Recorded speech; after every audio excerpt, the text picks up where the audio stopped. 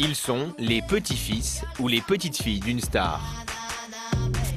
Les pantalons forme jeans, ça doit pas être son truc. En général, elle dit ce qu'elle pense. Son chapeau, c'est elle. Vous avez vu tous les films de votre grand-père? Non, il en a fait 148, 5-6 films par an, quelque chose comme ça. Je suis une grand-mère un peu fofolle. Une comédienne qui incarne un couple à l'écran avec son partenaire.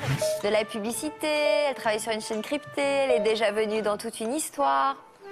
Toujours pas d'idée? Bon.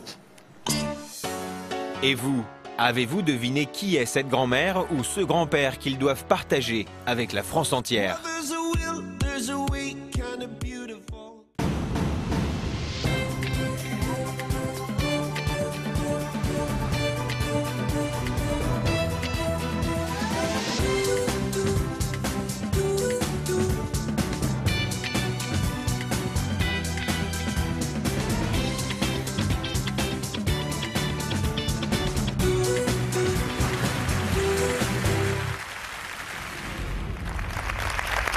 Bonjour à tous et merci au public de toute une histoire de nous être toujours aussi fidèles. Aujourd'hui, nous allons nous intéresser à ce lien si fort qui unit les petits-enfants et leurs grands-parents. Et dans le cas de nos invités, il ne s'agit pas de n'importe quel grand-père ou grand-mère, mais d'une personnalité que nous connaissons tous. Alors avant qu'on découvre qui sont ces papis ou ces mamies stars, eh bien je vais demander à nos invités de vous donner un petit indice. Je vais les rejoindre sur le plateau. Et puis après, vous, public, vous allez devoir deviner, et puis vous aussi, chez vous. Alors, je vais d'abord saluer Adèle et Agathe. Bonjour à toutes les deux. Vous êtes deux sœurs. Dites-nous un petit mot sur votre célèbre grand-mère, sans nous dévoiler encore son nom.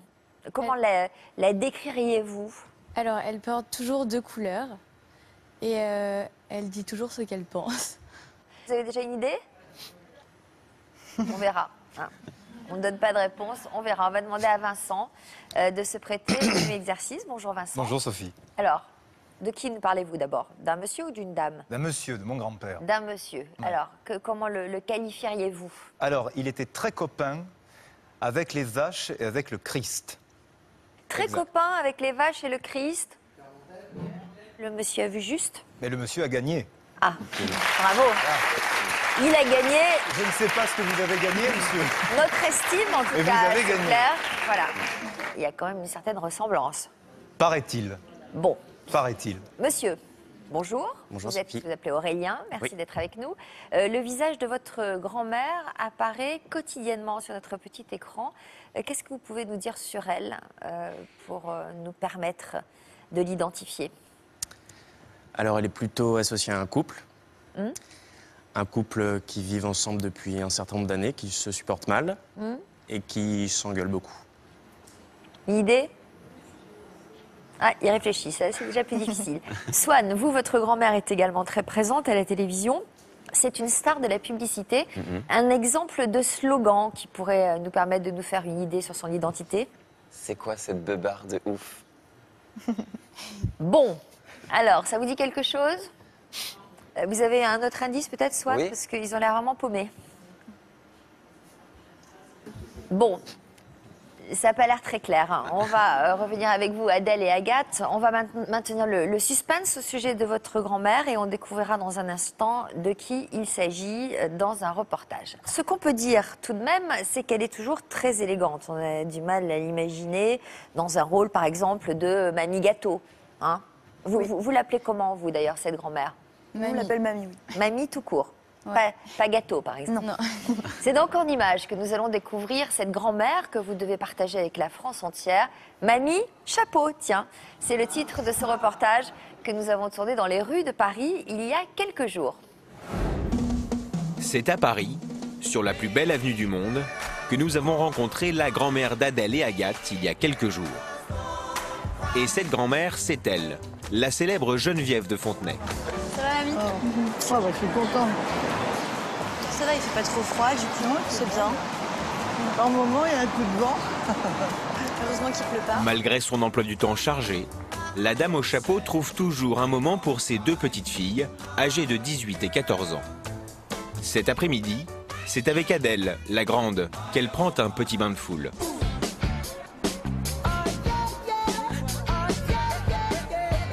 Depuis qu'elle est toute petite, Adèle a dû s'habituer à partager sa grand-mère avec ses fans. On peut faire une petite photo? Bien sûr, si vous avez ce qu'il faut. Faire un selfie, oui. Un selfie, vous savez ce que c'est un selfie? Oui, bah bien sûr, quand même. Hein. Voir Madame de Fontenay en vrai, c'est un peu comme voir un mythe en réalité. Geneviève de Fontenay, c'est Miss France, les belles femmes, la galanterie et toujours souriante. En fait, ces élans de sympathie envers ma grand-mère, ça me touche. Ça me touche pour elle. Je suis contente pour elle. En fait, je sais qu'elle aime ça et que c'est vraiment important pour elle. Donc du coup, forcément, moi, je suis contente derrière. Pour moi, c'est une forme de reconnaissance. Tous ces gens qui me témoignent de la sympathie et de l'attachement, dont je me dis quelque part, j'ai pas trop perdu mon temps quand même. Et c'est ma seule nourriture, c'est ma nourriture terrestre. Et le jour où on me demandera plus rien, je dirai Geneviève, rentre dans ta caisse, hein, c'est fini. Pour fuir l'agitation, Adèle et sa grand-mère s'octroient une petite pause goûter dans l'un des plus célèbres salons de thé parisiens. Ma chère Adèle, je pense que je ne vais pas insister, je sais que tu n'as pas du tout envie d'être Miss. Je veux dire, je le comprends très bien, mais je pense que tu pourras peut-être prendre le relais de l'histoire et du chapeau de ta grand-mère. Oui, je sais pas. Je sais pas, pourquoi pas, j'ai jamais dit non, j'ai jamais dit oui non plus. Tout dépend ce que tu feras. Voilà, c'est ça, je sais pas du tout ce que je vais faire de ma vie encore plus tard et c'est vrai que je peux pas catégoriquement dire non, mais je peux pas dire... Ouais, mais ça se comprend. Dire oui non plus. Depuis que Madame de Fontenay s'occupe des plus belles femmes de France, Adèle a pris l'habitude de l'accompagner lors de ses déplacements. Ça fait partie de ma vie, du début de ma vie. Moi, je l'aurai toujours en souvenir et je me souviens de tous les petits détails. Quand j'étais avec les Miss, que c'était mes grandes sœurs, les tournées qu'on faisait, quand je t'accompagnais. Et si Geneviève de Fontenay attend qu'Adèle reprenne le flambeau, elle tire déjà profit des compétences de ses petites filles. Je me débarrasse de mon emblème. Cet après-midi, elles se sont d'ailleurs donné toutes les trois rendez-vous chez Geneviève, dans les Hauts-de-Seine, pour une initiation aux réseaux sociaux. Mamie, tu veux qu'on regarde ta page fan? Ah bah oui, bien sûr. Moi, je trouve ça super bien que tu aies ça parce que ça donne de la visibilité et puis elle est bien tenue, elle est de faire les mises à jour, elle est bien. Ah oui. Du coup, mamie, est-ce que tu veux que je t'inscrive sur les autres réseaux sociaux? Non. Non. Mais c'est marrant que tu aies une page sur les réseaux sociaux parce que moi, mes copines, leur grand-mère, elles ont pas les réseaux sociaux comme ça. Ah oui. Ouais, t'es la seule. Ah oui, ça c'est sûr qu'il n'y en a pas deux comme moi, ça, c'est sûr. Il n'y a pas deux chapeaux, hein. C'est pas une mamie gâteau parce que elle est toujours occupée, elle est toujours en gala, elle fait des élections, etc. Du coup, elle a pas trop le temps de rester chez elle à rien faire. Un planning de ministre qui lui fait encore plus savourer les moments qu'elle partage avec ses petites Miss préférées.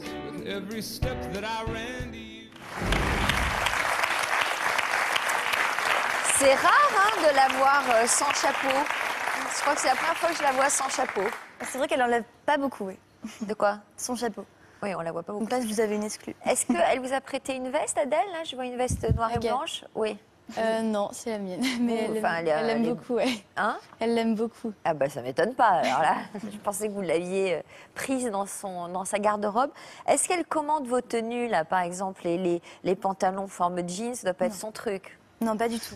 Elle fait aucun commentaire? Non. Si, elle fait Elle des fait- commentaires, mais on s'habille comme on veut. Enfin, C'est? on s'habille comme on veut, mais elle fait quand même des commentaires. Ah oui, j'imagine. Elle Bah, en tiens, on fait va pas lui demander, beaucoup. parce qu'en général, elle dit ce qu'elle pense. Hein. Elle n'a pas sa langue dans sa poche de veste noire ou blanche. En général, elle nous le dit, on va lui demander ce qu'elle pense, justement. Puisqu'elle est là, voici Geneviève de Fontenay.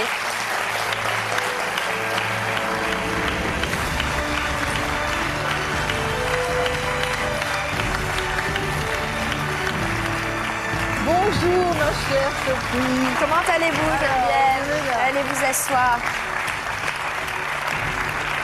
Bonjour.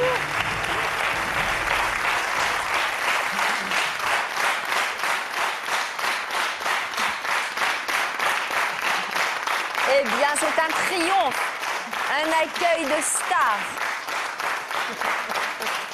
C'est un monument français, hein, Geneviève? Ben, je suis très fière d'être à côté de mes petites filles. Grâce à j'imagine. vous, Sophie. Vous êtes très élégante, comme d'habitude. Bah, J'ai remarqué dans le reportage que vous vous accordiez maintenant une petite couleur par rapport au blanc, c'est du vanille. Hein, un blanc légèrement cassé. Un blanc cassé, comme on dit. Oui. Alors, je demandais à votre petite fille si elle avait usé sa veste. Elle vous plaît, cette veste? Ah oui, oui, je suis très fière de l'avoir comme ça. Voilà. Par exemple, la mienne doit vous paraître un peu criarde. Ah non, c'est un joli jaune. Non, Ah non, bon, non, d'accord. non, non, non, c'est lumineux, ça vous va très bien, ma chère Sophie. Merci, Geneviève. Vous permettez de faire des commentaires sur leur tenue, justement, d'en parler avec elle? Oui. Non, j'ai dit à Adèle que j'aurais préféré qu'elle mette un joli pull blanc qu'elle avait, là, mais elle n'a pas mis. Comme quoi, elles font ce qu'elles veulent, vous savez, maintenant. Voilà, en fait, elle nous fait des commentaires, mais elle nous laisse libre, il n'y a pas de... Voilà, elles font ce qu'elles veulent. À quel moment vous avez pris conscience de sa popularité? En fait, moi, ça a toujours été quelque chose de normal. Je m'en suis jamais vraiment rendu compte. Ça a toujours été présent dans ma vie. J'ai toujours connu comme ça, donc j'ai pas vraiment pris conscience, en fait. Qu'est-ce que vous éprouvez pour cette grand-mère si populaire? De l'admiration, de la fierté? Bah oui, moi je l'aime beaucoup, c'est ma grand-mère. Ça reste ma grand-mère en fait. Ouais. C'est comme une grand-mère normale pour moi, donc c'est pas différent. Oui, je l'admire parce que voilà, elle fait des choses formidables et... Je fais pas de mal à l'humanité en tous les cas. Comment vous avez réagi le jour où votre fils vous a annoncé qu'il allait être papa? Xavier, j'étais très fière, évidemment, bien sûr. Ça m'a fait très plaisir, bien sûr. Vous la voyez toujours habillée comme ça, aussi élégante? Oui, c'est rare qu'on la voit différemment habillée. Ouais. C'est vrai? C'est vrai, oui. Toujours les cheveux tirés Moi, je la vois sans son chapeau quand elle vient chez moi. Ouais. Mais là, vous m'avez vu sans chapeau, c'est la première une fois. exclusivité que j'ai fait pour vous. C'est vrai. Parce que vraiment... Mais dans la vie de tous les jours, vous êtes toujours chapeauté? Ah oui. Quand vous allez rendre visite à vos petites filles, vous portez votre... Quand je vais chez eux, non, quand même pas. Non, mais quand je fais mes courses dans Saint-Cloud, je suis toujours comme ça. Oui, c'est comme le panache blanc d'Henri IV, quoi. Quel lien vous unit? Vous êtes très proches, très complices? Ah oui, on a une complicité. Je pense qu'elles sont très... on ne se voit pas tous les jours, mais il y a quelque chose qui nous unit et qui me... On voyait tout à l'heure que vous aviez une page sur un réseau social. C'est important pour vous de garder ce contact avec les jeunes, quoi. D'ailleurs, la plupart de mes fans sont des jeunes, des très jeunes. Il y en a qui m'envoient des mails. J'ai 14 ans, je suis un fan, etc. Et dans la rue, tous âges confondus, c'est... Ce que je dis, c'est le jour où on ne me demandera plus rien, je commence à me poser des questions. Ouais. Oui. Et ça remplace les médicaments et ça ne ruine pas la Sécu. Ce sont vos petites filles? Restez comme ça. C'est vous qui l'avez convaincue d'être sur les réseaux sociaux? Non, c'est pas moi, elle l'a fait d'elle-même. Et c'est d'ailleurs moi qui l'ai demandé en ami. Et elle a accepté. Est-ce qu'elle est jeune? Est-ce qu'elle est jeune dans sa tête? Oui, elle est jeune. Quelles sont les valeurs qu'elle vous transmet? Ce que tu me transmets, mamie, c'est vraiment de rester moi, de m'amuser, de rester de la dignité en toutes circonstances. Ouais. Qu'elle se respecte elle-même et qu'elle respecte les autres. Si elle fait ça, elle sera bien. Elle m'inculque des valeurs comme ça, mais ouais, c'est vrai qu'elle est super bienveillante avec nous. Non, mais elles sont bien entourées par la maman, Annie et Xavier, bien sûr. Elles sont bien. J'imagine que vous devez être très à cheval sur l'éducation que l'on donne à des enfants, le maintien, la bonne tenue en société, le respect des autres. Des blue jeans plein de trous, ça, je veux pas. Ouais, c'est ça. Non. Bien se comporter en société. La générosité aussi, c'est important pour vous de donner aux autres. C'est peut-être ce qui leur manque un peu. Ah bon? Mais oui, parce qu'elles sont super gâtées, elles ont chacune une chambre, c'est presque deux boutiques. Ouais. Deux boutiques pleines de choses. Ouais. Et quelquefois, je leur dis, vous ne pourriez pas mettre un jour dans un carton des jouets avec lesquels vous jouez, que vous n'utilisez plus, et qui pourraient quand même être donnés à des enfants qui n'ont pas la chance d'être comme vous êtes et d'avoir tout ce que vous avez. Ça, on le fait, mais on le fait. Non, ça, je vous l'ai dit plusieurs fois. Moi, je suis partie au Pérou. J'ai donné plein de choses. Bah oui, C'est un voyage que mais j'ai au fait. Pérou, on peut commencer par chez nous déjà. Hein, parce que... Il y a beaucoup. Est-ce que vous vous voyez souvent? Ah oui, bah oui, bien sûr. Oui. Dès que je suis là un week-end, je viens déjeuner le dimanche. On habite très près l'un de l'autre. Ouais. Parce que vous avez un emploi du temps de ministre. Bah écoutez, j'ai pas à me plaindre pourvu que ça dure. Ouais. C'est important pour vous d'être...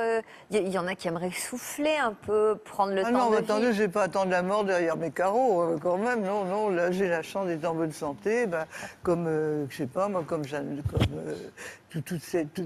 ma génération. Lynn Renault, Annie Cordy, Jean C'est Piat. dingue, cette génération, je sais pas ce qu'elles ont mangé, mais alors, hein, elles sont à fond, indestructibles. On n'en fait plus, des comme ça. Ah, bah, c'est Les clair. moules sont cassés. Mais d'ailleurs, j'en profite pour vous dire, Geneviève, que si on n'en fait plus des comme vous, des comme vos petites filles, on en fait rarement encore. Parce on a discuté un peu avant l'émission quand même, il faut le dire. Hein. Ouais. On s'est très bien entendu, on a raconté plein de bêtises, etc. Mais vous parliez de dignité. Oui. Et je peux vous dire une chose, c'est que quand elle parle et quand elle s'adresse à quelqu'un, qui en plus est leur aîné, elles me l'ont bien fait sentir, elles m'ont dit vous, etc. T'as l'air plus vieux et tout. Ça, j'apprécie beaucoup, mais 2 minutes, parce qu'après ça me vieillit un peu. Très fière. Mais ce sont des jeunes filles qui ont beaucoup de tact et beaucoup de tenue. Écoute, Voilà. Donc, il est charmant, ce Voilà. Vincent. C'est le meilleur compliment. Permets-moi de te faire un bisou. Mais non, on va s'embrasser carrément. Ah ben Comment ça, oui, alors un beau garçon comme ça en plus, je vais pas le rater quand même. Ah oui. Alors, il est temps de saluer Yvonne.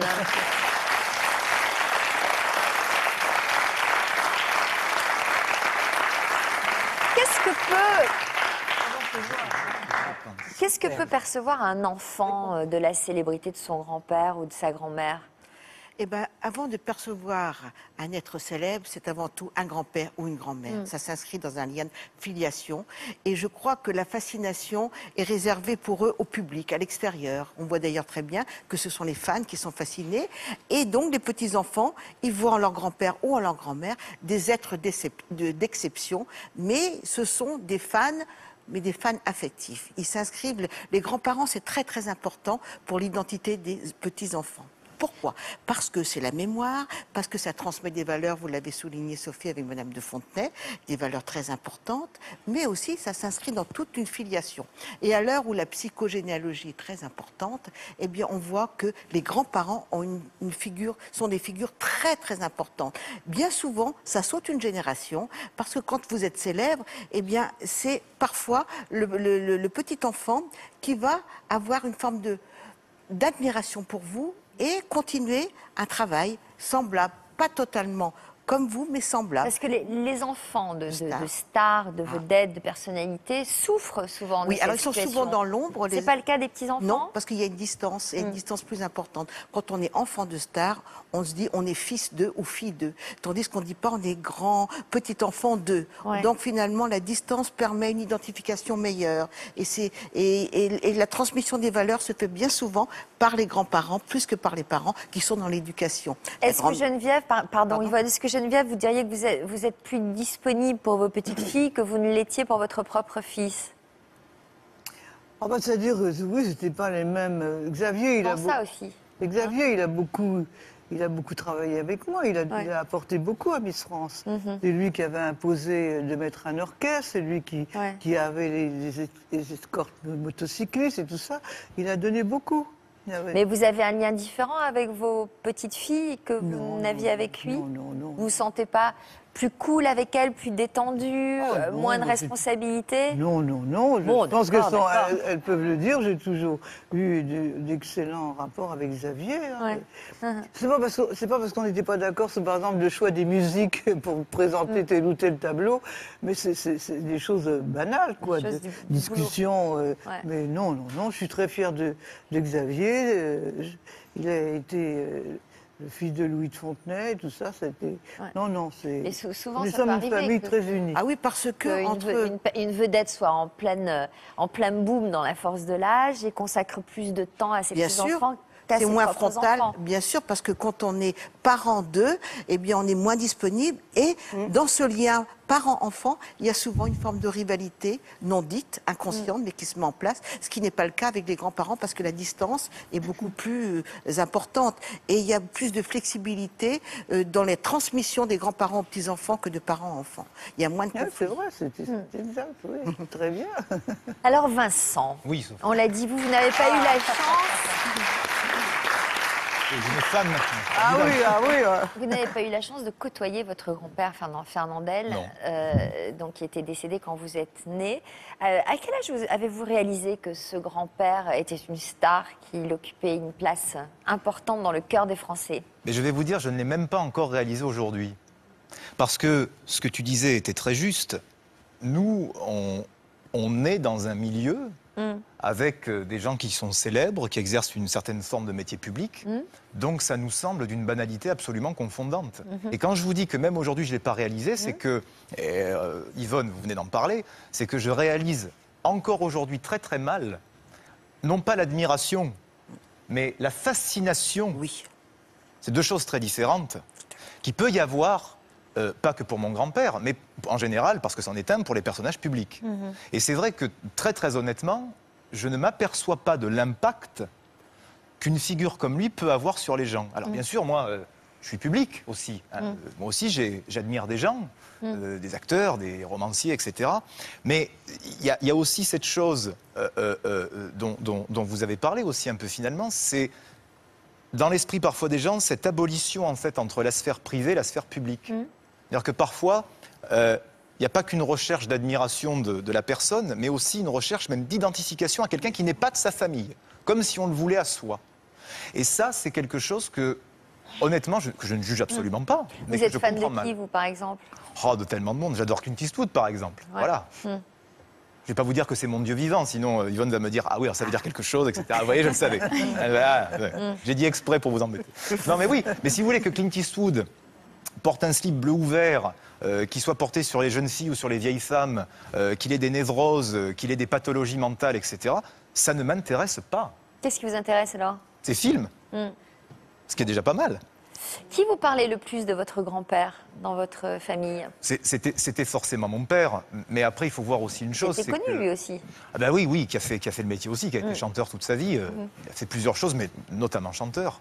Mais de toute façon, je vais vous dire, en plus, comme on est d'une famille méridionale, c'est pas les familles où on se tait le plus. Hein, on parle beaucoup, donc si vous voulez, mon père forcément l'a très bien connu et l'a beaucoup connu. Vous parlez beaucoup et aussi beaucoup avec les mains. C'est-à-dire que si on me coupe les mains, je dis plus rien. C'est pagnol. Oui. Les mains sont le complément de la parole, si vous voulez. Je fais pas gaffe, mais là, vous me parlez, ça va me bloquer. D'ailleurs, une cause. Oui, vous aussi, ça vous bloque. Oui, on se comprend très bien. On est loin, mais on se comprend, Yvonne. Mais oui, mais parce que naturellement, on l'évoquait. Comme, je pense, on évoque naturellement un aïeul ou une personnalité, sans pour autant en faire tout un plat, quoi. Vous avez vu tous les films de votre grand-père? Non. Il en a fait 148. 148? Sans compter les courts-métrages. Dingue. Ah, c'est énorme. Il faisait 5-6 films par an, quelque chose comme ça. Comment était-il dans la vie? Bah, écoutez, je crois que c'est quelqu'un qui est... Bah, vous voyez, ça me le fait tout le temps. J'en parle au présent, c'est étonnant. Hein. Oui, c'est marrant. Hein. D'ailleurs, je vais continuer. C'est quelqu'un qui effectivement, voilà, comme tous les gens de la famille et comme tous les méridionaux, est quelqu'un d'abord je dirais, de très pudique d'abord. Parce que comme on parlait de sphère privée, de sphère publique, quelqu'un de très pudique, qui effectivement avait des cercles intimes fermés, garder pour lui ce qui devait rester pour lui et garder dans l'intime ce qui devait rester dans l'intime. Après, c'était quelqu'un, comme l'est mon père aussi et comme je le suis moi, qui refusait pas une certaine forme de trivialité aussi dans la vie. Hein. C'est-à-dire d'avoir un humour assez gaulois, assez grivois, même parfois, pour pas dire parfois plus. Mais c'était aussi, voilà, quelqu'un de fidèle. Est-ce qu'il avait changé avec la célébrité? Écoutez, moi, je crois qu'il n'y a pas une personne qui n'ait pas changé par la célébrité quand ça arrive. Après, il faut voir de quel type de changement on parle. Moi, ne l'ayant pas connu, je peux vous dire uniquement ce que j'en ai compris, mais surtout... Il y avait des rumeurs pas mal sur lui. Oui, mais vous savez, des rumeurs, il y en a sur vous, il y en a sur moi, enfin peut-être plus sur vous que sur moi, parce que moi, tout le monde s'en fout et qu'on vous voit plus que moi. Mais, non, mais c'est vrai, quelque part, la vie n'est que rumeur. Donc oui, des rumeurs, il n'y en a pas eu des masses non plus, mais Si vous voulez, c'est quelqu'un qui est né dans un milieu extrêmement modeste, c'est quelqu'un qui s'est construit un empire à lui tout seul. Mais moi, je vais vous dire, moi je peux vous dire avec... Ça veut dire quoi, qu'il a eu un peu la folie des grandeurs? Non, mais c'est-à-dire que... Mais vous savez, je crois qu'en fait, je pense que ce n'est pas concevable aujourd'hui de se dire qu'un type qui est parti de tellement rien est arrivé aussi haut à des époques où quand on était très haut, on était vraiment très haut. Mais ça, c'était le talent aussi. Évidemment qu'il avait beaucoup d'argent, évidemment qu'il était très bien payé, évidemment, sauf que je vais vous dire, moi je vais vous répondre honnêtement, si je m'appuie sur les valeurs que mon père a pu me transmettre, si je m'appuie sur ce qu'était mon père, qui était quand même le seul homme de la famille à part mon grand-père, ils étaient comme ça tous les deux, moi je pense pouvoir affirmer que, au-delà des moyens énormes qu'il avait, il est resté toute sa vie, Fernand Contandin, qui est le vrai nom de la famille, c'est resté un gars très simple. Il était intelligent.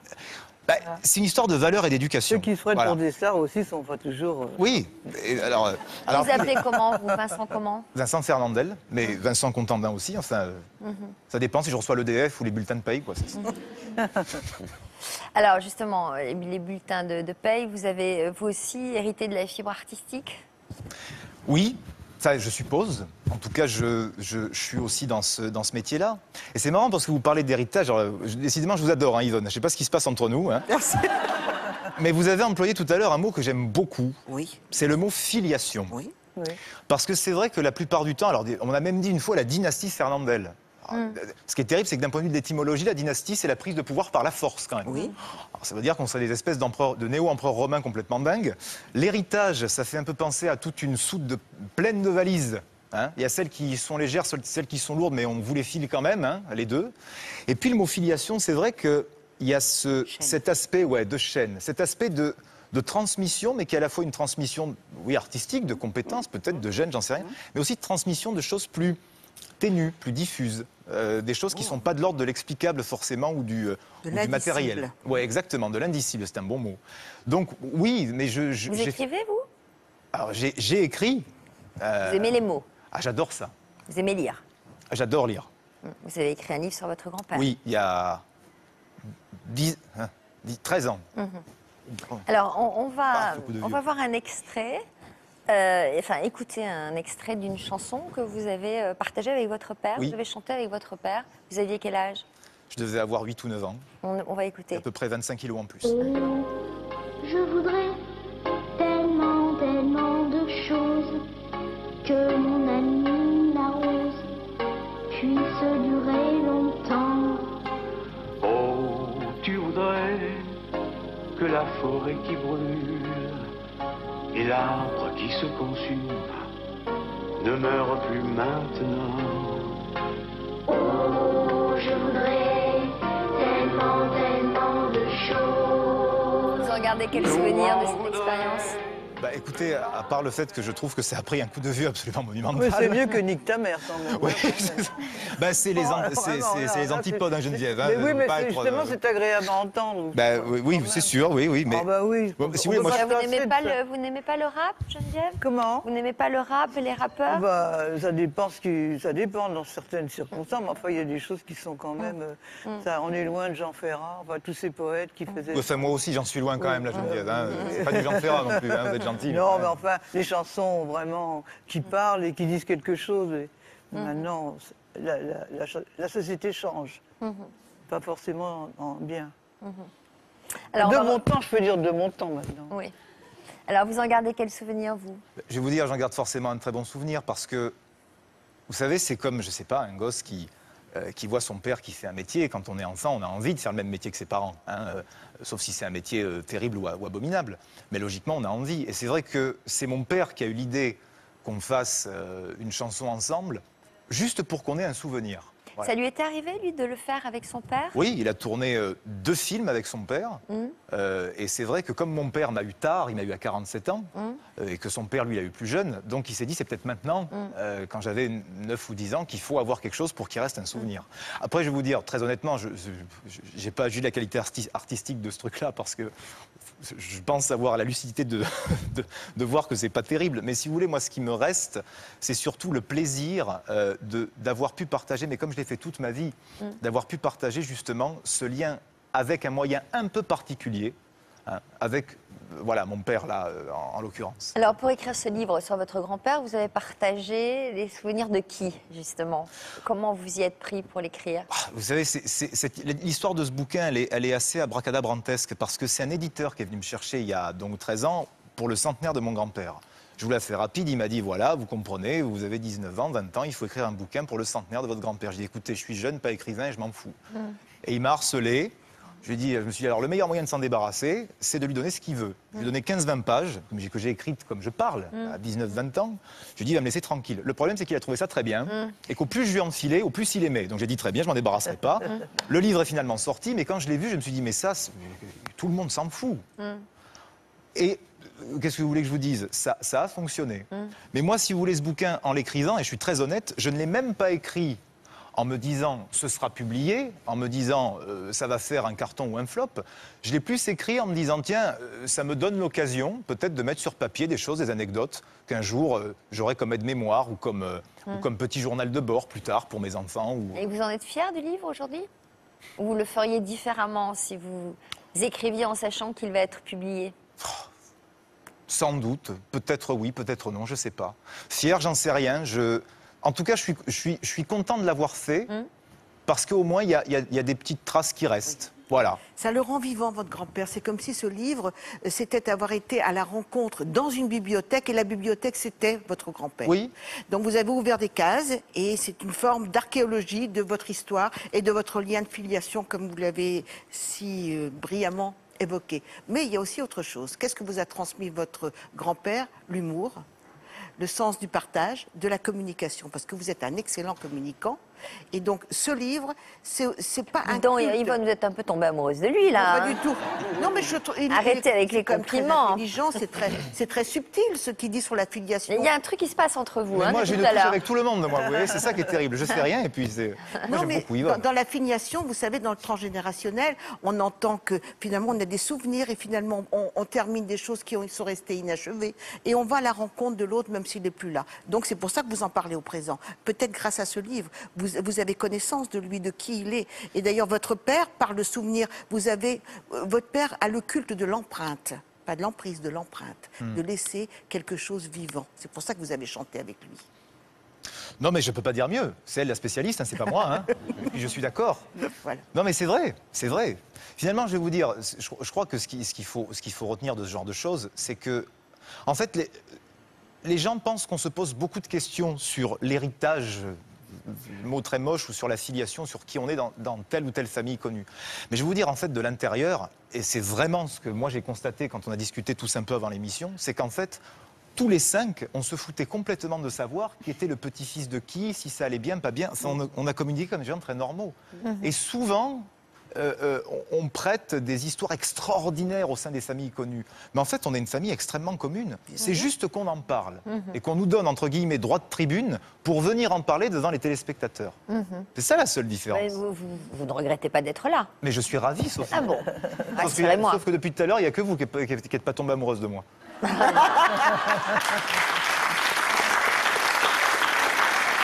commence à me frustrer un peu quand même. Aurélien, je ne sais pas si le public a deviné de qui vous êtes le petit-fils. Ben, je crois pas. On était resté à une comédienne qui incarne un couple à l'écran avec son partenaire et ils se disputent souvent. Vous avez une idée? Voilà. Marion Game, est-ce que vous confirmez? Oui, mais par contre, ça se prononce gamme. Elle est formidable, Marion. Geneviève est fan. Pourquoi, vous la connaissez bien? Je l'adore. Vous la connaissez bien? Moi, je l'ai rencontrée plusieurs fois, mais elle a un dynamisme, elle est vraiment formidable. Bon. Moi, ça me fait plaisir. Vous confirmez? Ouais. Vous êtes très proche de Marion? De moins en moins parce que elle est très occupée en ce moment, surtout depuis qu'elle a commencé scène de ménage. Ouais. Mais ouais, je la vois le plus possible en tout cas. Elle vient souvent chez moi parce qu'elle fait une pièce avec ma maman, là, une comédie. Ouais. Donc elles viennent toutes les deux travailler à la maison, donc c'est l'occasion pour moi de la voir plus. C'est quel genre de grand-mère? C'est une grand-mère assez atypique parce qu'elle a encore 20 ans dans sa tête. Un peu faux-folle? Un peu faux-folle, mais dans le bon sens du terme. C'est-à-dire que quand elle est à la maison, déjà on sait qu'elle est là, ça c'est sûr, parce qu'elle a une personnalité très marquée.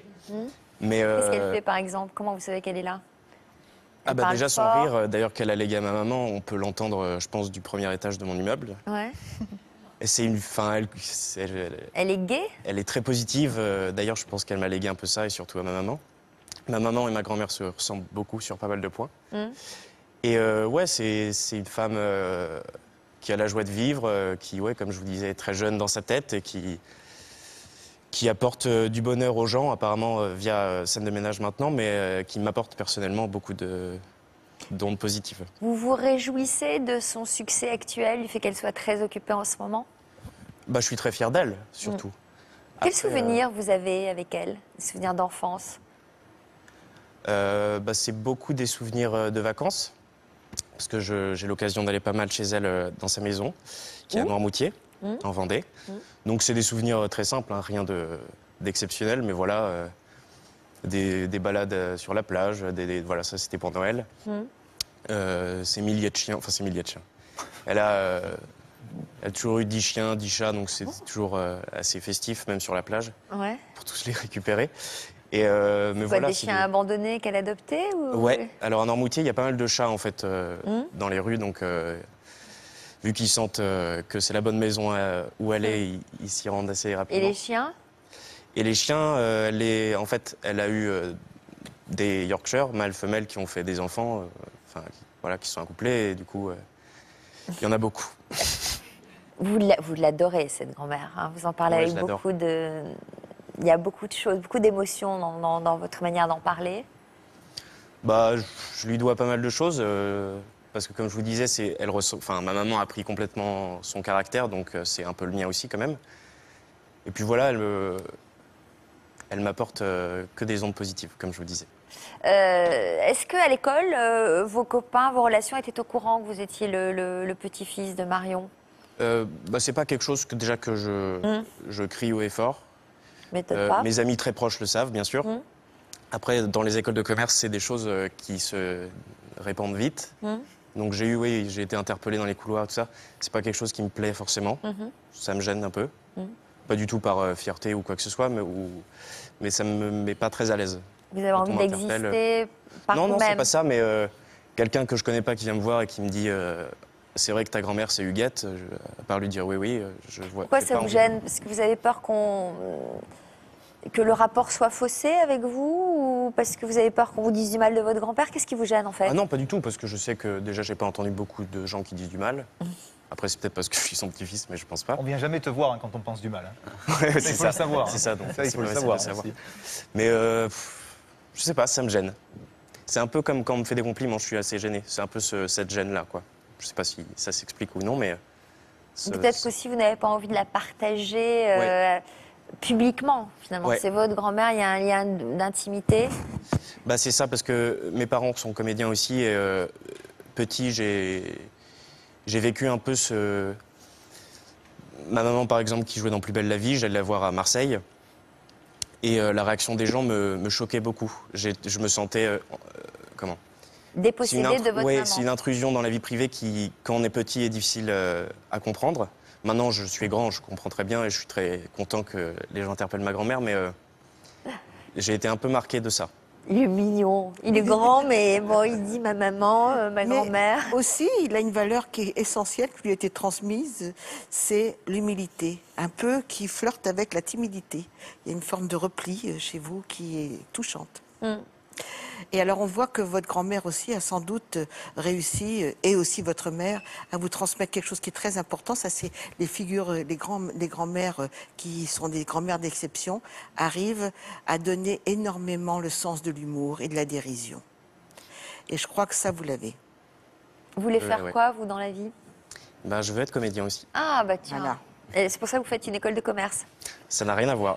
Non, mais on vous a dit, passe ton bac d'abord, fais une école de commerce, déjà, et après on verra.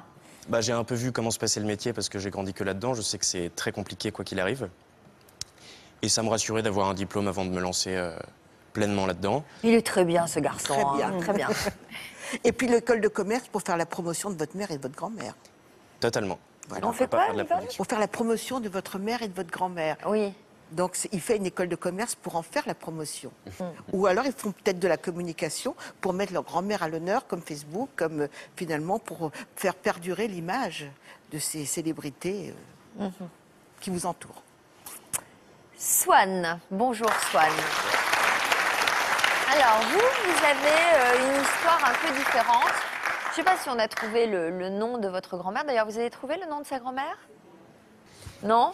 De la publicité, elle travaille sur une chaîne cryptée, elle est déjà venue dans toute une histoire.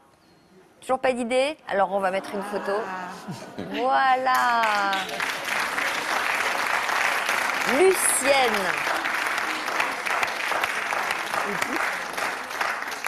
Alors, quelle est la particularité de votre histoire? Lucienne. Oui, Lucienne, vous l'aimez bien, vous? Oh, elle est adorable aussi, oui, c'est un personnage. Hein. Alors, quelle est la particularité de votre histoire? Eh bien, en fait, j'ai rencontré ma... Eh bien, alors vous êtes de quoi? De Marseille ou de Bordeaux? Je suis de Sarthe, pardon. De Sarthe. Personne ne connaît. En Pays de la Loire. Ah oui, donc on dit Hébé là-bas aussi. Tiens, oui, c'est un peu haut, je trouve, pour le Hébé. J'ai rencontré physiquement ma grand-mère en 2009. Ouais. Voilà, parce que je l'ai vue à la télé. Et vous ne l'aviez jamais vue auparavant? En fait, je ne l'avais jamais vue auparavant. Et pour quelle raison? Pour des histoires qui ne me concernaient pas de famille. Alors, vous nous raconterez comment vous l'avez retrouvée et vos retrouvailles justement avec votre grand-mère, et vous nous parlerez de ce lien si particulier qui vous unit aujourd'hui. Et vous, auriez-vous aimé avoir une grand-mère ou un grand-père célèbre? Eh bien, dites-le nous, réagissez sur Twitter ou sur Facebook. Quant à nous, on se retrouve juste après ces quelques messages de la rédaction. À tout de suite.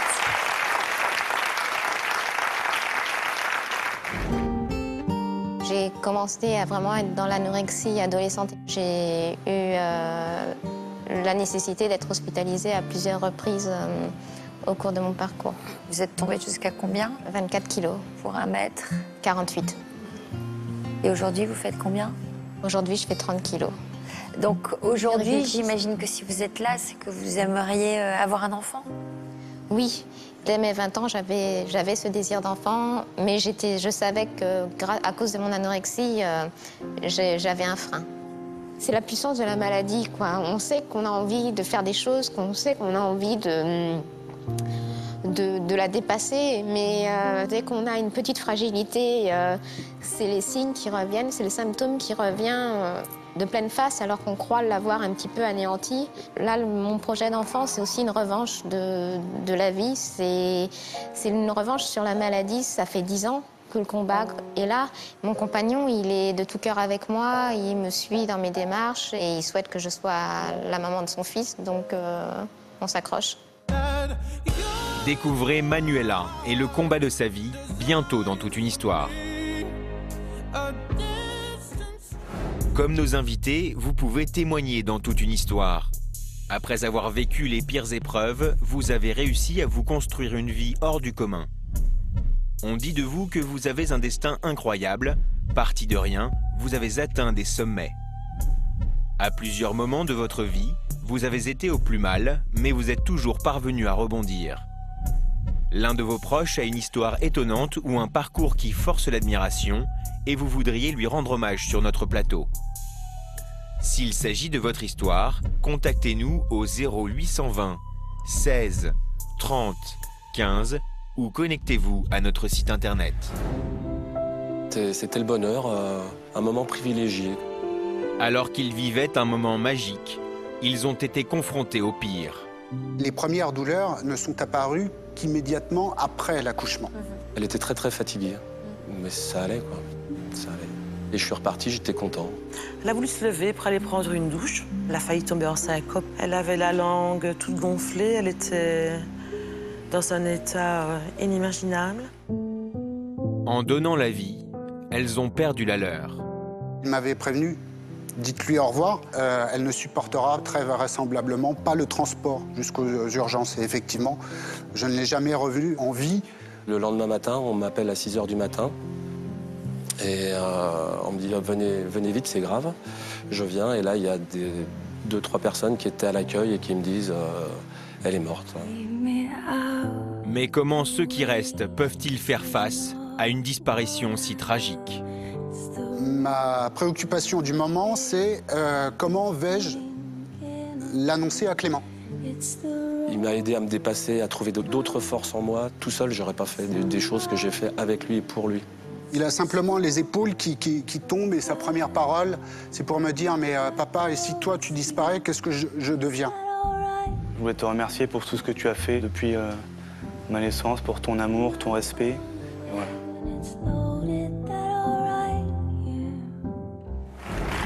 Bienvenue si vous nous rejoignez sur le plateau de Toute une histoire. Quoi de plus précieux qu'un grand-père ou une grand-mère? Mais lorsque ces derniers sont célèbres et qu'il faut les partager avec la France entière, le lien est-il différent? Eh bien, c'est ce que nous allons nous demander dans la suite de notre émission. Swan, vous nous disiez que la première fois que vous avez vu votre grand-mère, vous aviez... Enfin, la première fois que vous l'avez vue, c'était à la télévision. Exactement, oui. Mais quand vous l'avez vue en vrai, vous aviez quel âge? C'était en 2008, je crois. Donc... Ça veut dire que vous aviez... Je sais rien, moi je sais pas en quelle année vous êtes né. Je devais avoir 18 ans, disons. Ah oui, 18 ans. Alors, qu'est-ce qui s'était passé alors? Lucienne, hein, c'est votre grand-mère. Lucienne nous a rejoint, vous pouvez l'applaudir d'ailleurs. Bonjour Lucienne. Donc comment ça s'est passé? Vous l'aviez vue à la télévision, vous saviez que c'était votre grand-mère? Oui, on regardait la télé, voilà, sur cette chaîne cryptée justement. Ouais. Et voilà, ma maman m'a dit, voilà, je te présente ta grand-mère. Qu'est-ce qu'elle vous racontait, votre maman, sur Lucienne? Elle me racontait, voilà, elle me parlait de sa maman. Qu'est-ce qu'elle me racontait? Elle me parlait de ce qu'elle avait vécu dans son enfance, etc. Voilà, les histoires bien ou moins bien, mais voilà. Alors, Lucienne nous fait beaucoup rire à la télévision. Dans la vie, elle est drôle? Très. Ouais, c'est une mamie super. C'est-à-dire, qu'est-ce qui vous fait rire? Je sais pas, ce qui peut sortir parfois. Je crois que c'est ces expressions souvent qui sont assez drôles. Ouais. Par exemple? Par exemple, quand on va se coucher, souvent elle me dit on va au lit, la chouette l'a dit, c'est ça, mamie? Oui. On va quoi? On va au lit, la chouette l'a dit. Qu'est-ce qui vous rapproche aujourd'hui, tous les deux? Je crois que justement, c'est notre métier à tous les deux. Oui, déjà. Je suis danseur et chorégraphe, du coup, le fait de parler d'agents, d'agences, de télé, etc., ça me parle bien et du coup, ça nous rapproche beaucoup. Ouais. D'être dans un métier artistique. Ouais, exactement. Ouais. Vous avez combien de petits-enfants? 17. J'en ai combien? 17. 17 et 5 arrières. Oh là là. Et vous êtes aussi proche de chacun ou particulièrement de Swan? C'est difficile parce qu'on est assez éloignés. Donc c'est difficile, puis il y en a beaucoup quand même. Mais là, on est plus rapprochés parce que déjà, il est venu chez moi pendant tout l'hiver, là. Ah, vous avez habité chez elle tout l'hiver? Autrement, les autres, je vais quand même les voir. Hein. Ouais. Mais voilà. Là, oui. Comment ça s'est passé, la cohabitation? C'était super. Elle me faisait mes petits plats le midi, elle me faisait mon lit. Voilà, c'est une mamie, quoi. Et on l'imagine pas tellement en mamie gâteau. C'est vrai? Pourtant, elle fait bien la cuisine. Vous faisiez quoi comme petit plat? Alors, j'avoue que le couscous... Le couscous? Ah oui. Mais vous êtes de quelle région, vous, Lucienne? Je suis de la Mayenne, moi. Oh, c'est pas une spécialisée de la Mayenne, le couscous? Au deuxième mariage, j'ai été mariée avec un Arabe. Ah, d'accord. Voilà. Donc, vous avez appris? J'ai appris, surtout avec ma fille, qui est née de ce... D'accord. Voilà. Bon, aujourd'hui, vous diriez que quel lien vous unit? Un lien de petit-fils à sa grand-mère ou c'est au-delà de ça? Moi, je dirais petit-fils et grand-mère, oui. Il y a aussi notre métier qui nous unit. Je pense que, oui, on est très unis à l'heure actuelle. C'est votre confidente? Oui, je lui raconte pas mal de choses. Ah, de votre vie? Ouais, un petit peu, ouais. Votre vie privée? Pas mal, quand même. Ouais, oui. Elle vous donne son avis? Bien sûr. Elle est jeune dans sa tête? Elle a 28 ans. C'est vrai? Elle est plus jeune que vous, presque? Parfois, ouais, je crois. Est-ce qu'elle est de bons conseils? Oui, oui. Bon, elle est sage? Pas trop. Hein? Comment réagissent vos amis quand vous leur dites que vous êtes le petit-fils de Lucienne? Ils ont du mal à me croire généralement. Mon ami, il a mis 3 mois avant de me croire. Et je suis souvent obligée de me prendre en selfie avec ma grand-mère pour leur dire que oui, c'est bien elle. Ouais. Donc aujourd'hui, le fait d'être là, avec elle à vos côtés sur ce plateau, c'est une façon de lui rendre hommage et de prouver qu'elle est bien votre grand-mère? Exactement, oui. Ouais. Et dire que je suis fière d'elle et que je suis fière de l'avoir trouvée. Voilà. Et moi, je suis fière de mon petit-fils aussi. Très même. Yvonne, que pensez-vous de l'histoire de ces retrouvailles? Ça doit être difficile à vivre de ne pas voir son petit-fils pendant si longtemps, 18 ans. Il avait 18 ans quand vous l'avez rencontré. Ouais. Oui, ça a été assez difficile, bien sûr. Oui. Qu'est-ce que vous pensez, Yvonne, de tout ça? C'est difficile. Bon, je pense que ça appartient à leur histoire. Je pense qu'on n'a pas à développer ça. Mais de découvrir sa grand-mère comme une image, eh bien, c'est important. Néanmoins, on vous en avait parlé. Et ces retrouvailles permettent de mettre finalement du sens, du réel dans ce que vous pressentiez de votre grand-mère. Qu'est-ce qu'elle vous a transmis, Lucienne? Eh bien, elle vous a transmis le sens de l'effort, parce qu'on sent que vous êtes combative, Lucienne. Vous rebondissez à chaque fois. Donc, elle vous a donné la rage de toujours vous en sortir. Et c'est pas pour rien que vous êtes chorégraphe. Il y a ce sens de la perfection, de l'humour, mais en même temps, de la compétitivité. Et donc de la retrouver, eh bien ça permet, c'est une vraie valeur refuge, mais ça permet de ressentir dans la réalité ce qu'on vous avait dit d'elle. Ouais. Vous avez fait votre propre référence. Et je pense que le lien est très fort, vous avez habité chez elle. Ouais. Vous avez un peu rattrapé le temps, un tout petit peu de temps perdu. C'est vrai. C'est vrai, bravo.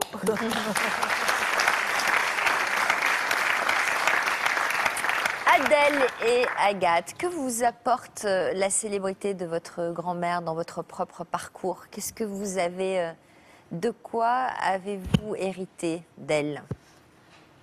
Ce que mamie m'a apporté, moi, c'est ce que je disais tout à l'heure, c'est beaucoup d'énergie, de dynamisme.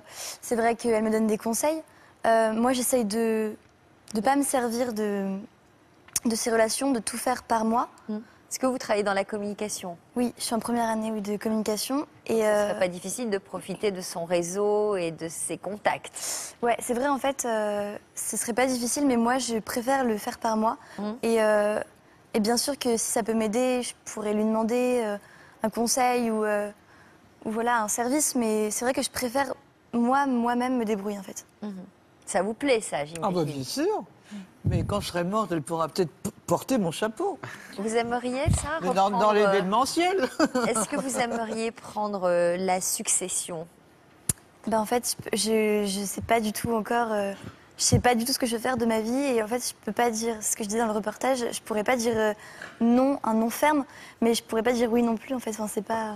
Vous aimeriez porter son chapeau ou ça vous paraîtrait c'est quelque chose qui lui appartient, ça la caractérise elle, et vous n'auriez pas envie d'entrer à ce point, d'aller à ce point sur ses traces? Oui, de toute façon, je pourrais jamais la remplacer. Quand je vais faire un musée Geneviève de Fontenay, il pourra toujours être dans le musée, le chapeau.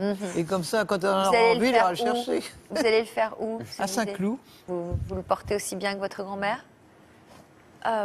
Tu l'as mis une fois chez... Ouais, je l'ai déjà mis. Quand on a fait le reportage avec Karl Lagerfeld, tu l'avais mis?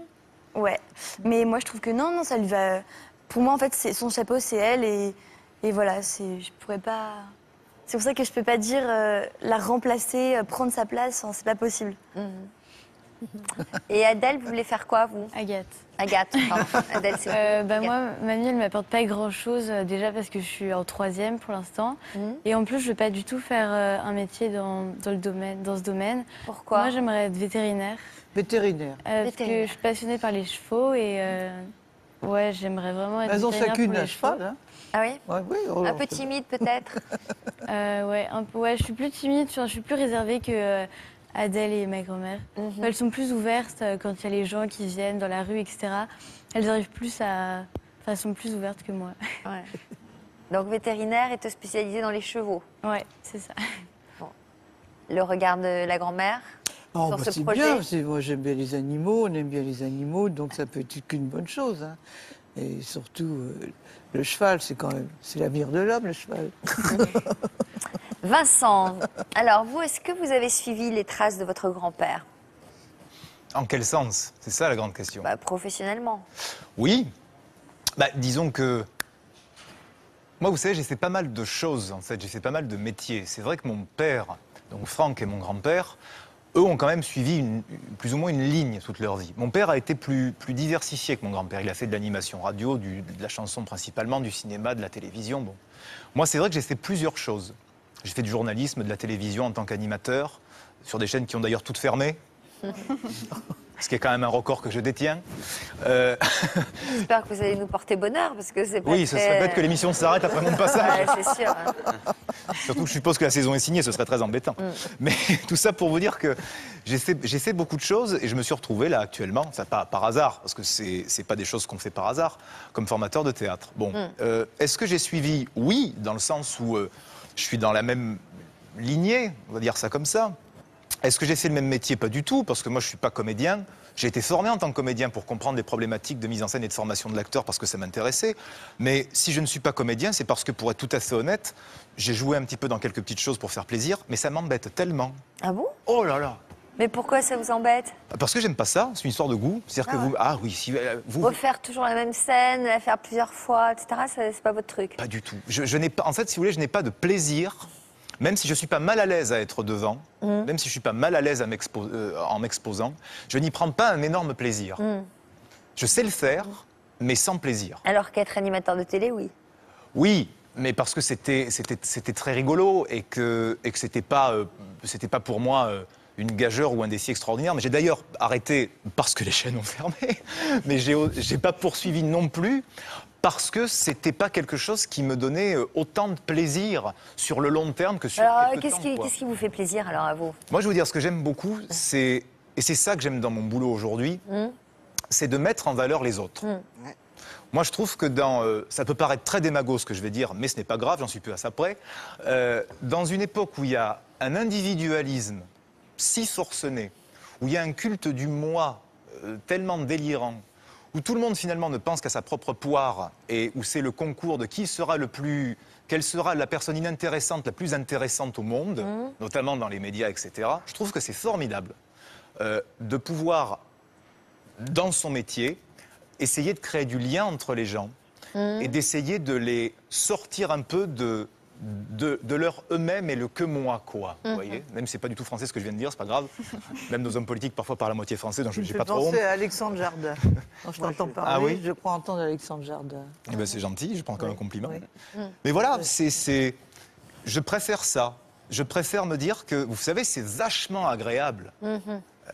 C'est vachement agréable d'être dans l'antichambre du métier. La formation d'acteur, c'est ça. Moi, j'ai les gens avant même qu'ils soient quelque part. C'est super agréable. Bon. C'est super agréable. Alors, est-ce que les gens vous reconnaissent parfois dans la rue? Jamais. Jamais. Aucune anecdote là-dessus? Ah, si on parle à Paris aujourd'hui où je vis, non, parce qu'on me connaît peu. Enfin, à Marseille, par exemple. Oui, à Marseille, ça c'est une autre histoire. Oui, bien sûr. De toute façon, dans le midi de la France, je suis plus populaire et plus vu qu'ici. Et puis, je suis pas très exposé non plus, donc c'est pour ça. Oui, mais vous savez, c'est très étonnant parce que des fois, il y a des... Je vais vous raconter une histoire sur quelqu'un qui ne m'a pas reconnu.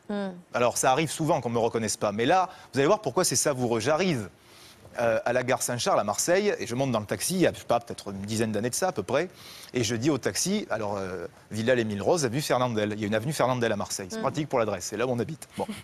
C'est là où vous habitez? Oui. Ils ont carrément baptisé. Avenue Fernandel. Ouais. C'est bien. C'est super. Même avec 4 grammes d'alcool, tu te rappelles de l'adresse. Tu vois, ça qui est...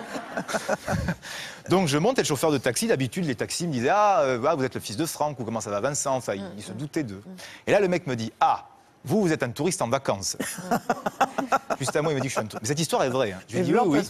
Je dis oui parce que je sens que ça va être énorme. Il me dit donc vous allez chez les Fernandel. Je dis exactement. Il m'a dit mais vous savez que je vous y emmène, hein, mais vous n'y trouverez personne. Ah là, je me suis dit, je tiens un très gros poisson.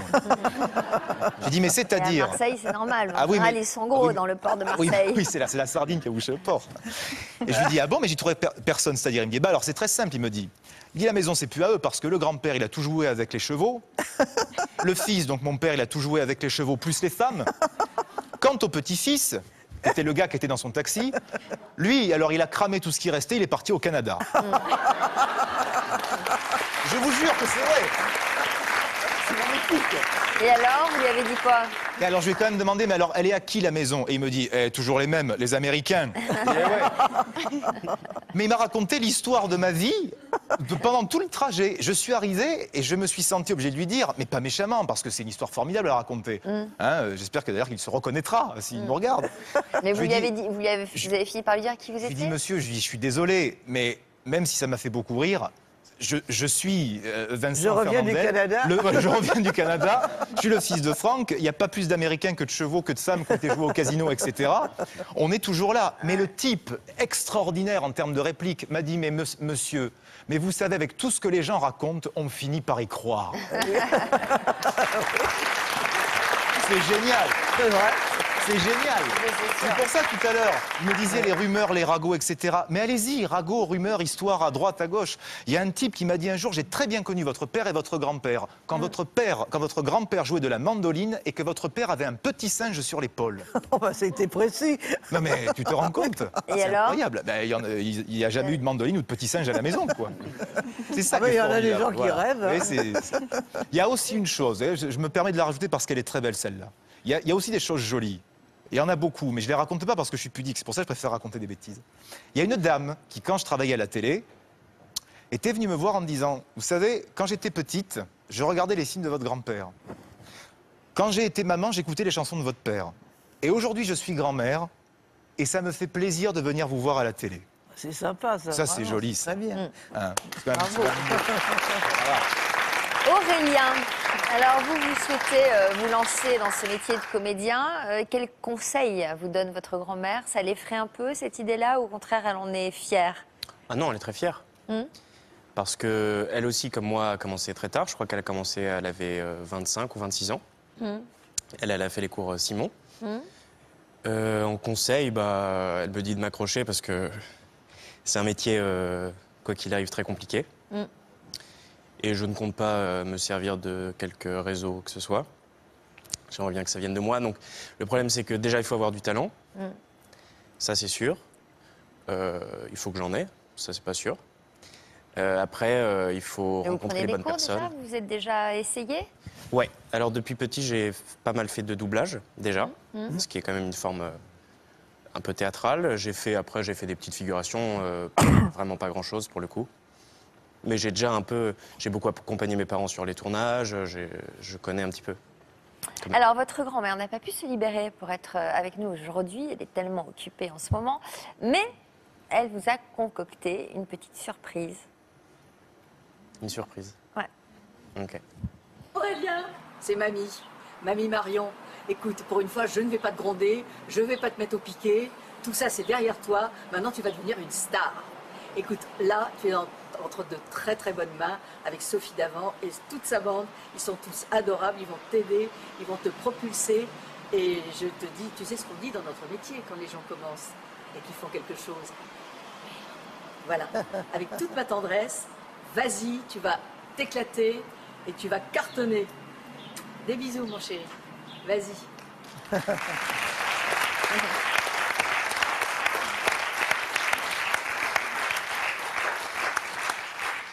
Elle est sympathique. Elle est très sympathique. Vous êtes ému. Un petit peu. Bah, moi, j'ai rarement l'occasion déjà de parler d'elle. Oui. Je le fais et elle a rarement l'occasion de me donner ce genre de conseils, donc ça fait plaisir. Vous en parlez pas vraiment de tout ça? Ensemble? Si, mais bon, après, voilà, elle me dit bien sûr de m'accrocher, d'y croire jusqu'au bout, ce genre de choses. Mais on parle aussi de discussions qui n'ont aucun rapport avec cette branche-là. On a des discussions normales comme tout le monde. Vous allez passer l'été avec elle à Noirmoutier? Non, pas cette année parce qu'elle joue une pièce de théâtre, avec ma maman d'ailleurs. à partir du 9 juin au Palais des Glaces. Je vous encourage à aller la voir. C'est très rigolo. Donc non, elle joue jusqu'à fin août ou même début septembre, donc pas de Noirmoutier cette Alors année. dans ces cas-là, elle vous prête sa maison ou pas? Je pourrais lui demander, mais c'est pas sûr. D'accord. Alors, c'est Adèle que nos téléspectateurs pourront retrouver cet après-midi sur le chat de Toute une Histoire. Vous pouvez lui poser toutes vos questions. Puis, n'oubliez pas le hashtag Toute une Histoire si vous voulez commenter l'émission sur Twitter ou sur Facebook. Merci à tous pour la sincérité de vos témoignages. Merci à vous pour votre confiance. Merci à Yvonne. Merci à vous de nous rester fidèles. N'oubliez pas la rubrique Toute une Histoire dans version féminin ce week-end. Et pour l'heure, on se retrouve tout de suite avec un nouveau numéro de l'Histoire continue. Nous aurons le plaisir de retrouver Sonia et Virginie. À tout de suite. Merci. Merci beaucoup.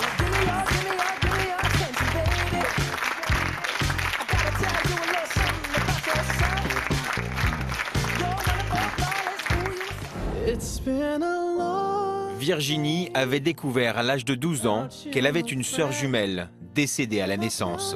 Je comprenais pas pourquoi on m'en avait pas parlé. Par la suite, j'ai su que ma maman attendait que je vienne sur le sujet parce qu'elle-même, c'était un sujet qu'elle n'arrivait pas à aborder avec moi.